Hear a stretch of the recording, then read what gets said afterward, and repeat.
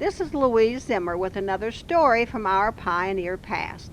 Actually, we're continuing a story. The frontier as it was seen through the eyes of a young soldier, 26-year-old Connecticut boy Joseph Buell, orderly sergeant with Captain Strong's company under the command of Major John Dowdy, stationed at Fort Harmar. Joe's rank was orderly sergeant, and apparently he took that word orderly very seriously. His was the task to maintain order by carrying out swift and sometimes brutal punishment as determined by the rules of the regiment and the decisions of his higher-ranking officers. Drunkenness, petty thievery, swearing at the officers, forging officers' names on permits for additional liquor rations, as well as more serious offenses such as falling asleep on guard duty and neglect of duty were the most usual crimes, all punished by whippings, referred to as floggings, which consisted of any place from 25 to 100 lashes with a leather whip on the bare back of the offender in front of the troops at roll call. Desertion, stealing government property, murder, aiding a prisoner to escape, major thefts, assaulting Indians or civilians, those crimes were punishable by execution, although this sentence was seldom ordered. Most used punishments were running the gauntlet, being drummed out of the service, or by those major floggings carried out over a period of several days.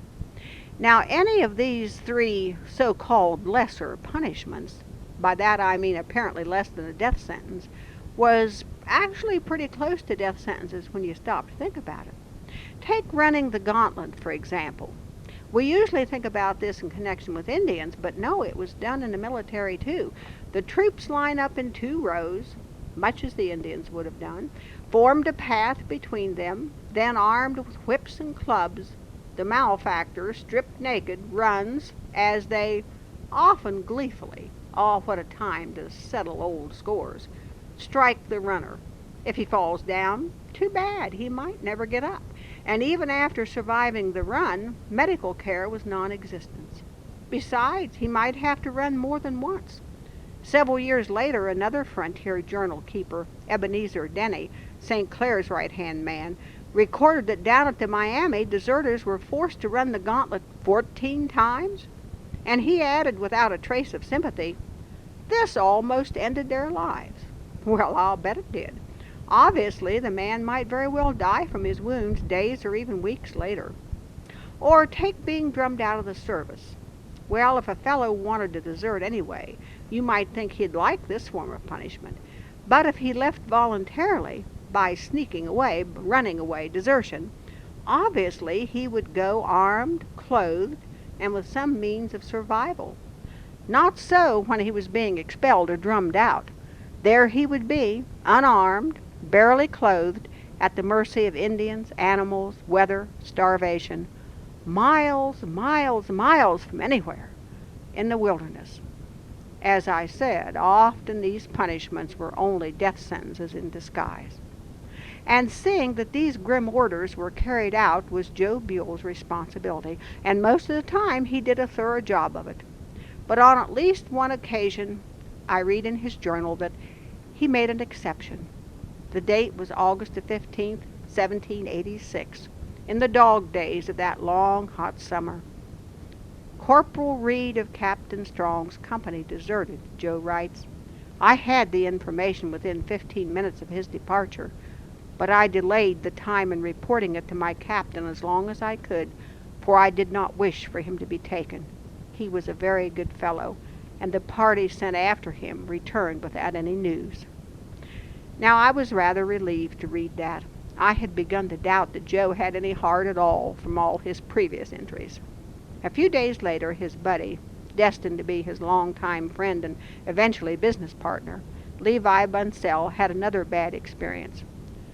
You may remember that a few days earlier, Joe had recorded that Levi had gone into the woods to hunt and had been accosted by a monstrous snake. According to Levi, the thing was upwards of 12 feet long. Well, this time Levi almost drowned. According to Joe, his canoe overset and he could not swim.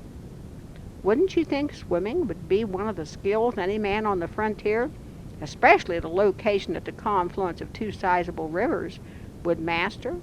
Well, apparently not Levi, but he managed to grab hold of the overturned canoe and hang on until someone rescued him.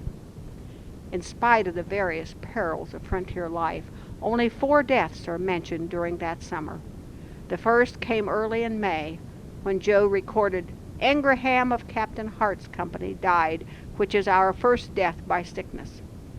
He doesn't pinpoint any particular sickness, and he doesn't say where the man was buried. I discussed this with local historian Bill Reynolds, and he said he supposed the burial would be at some random spot not far from the fort, and it isn't likely the grave would have had any lasting marker. 2 more deaths in July. On the 19th, we read, "Barnard, Captain Hart's fifer, died." And less than a week later, on the 25th, "Roswell Bede, also from Hart's company, died." This latter death must have been sudden, maybe an accident, though Joe doesn't say, only that Roswell Bede was a young, sprightly man from the town of Windsor, Connecticut. August 12th, James Campbell of Joe's own company, Captain Strong's, died, and he reported that many men of both Hart's and Strong's company were sleeping outside the barracks in order to preserve our health, he wrote, adding, "Those barracks are most unhealthy." Then he goes on to describe a funeral, and it was quite a ceremony there on the frontier. "At our funerals," he began, "our men are all paraded without arms, and they march by file behind the coffin. The guards march in front with their arms reversed, and the music is in rear of those guards, just in front of the coffin. They continue beating the drum and fifing some mournful tune until we arrive at the place of burial. When we march back to the barracks, the music plays some jolly tune."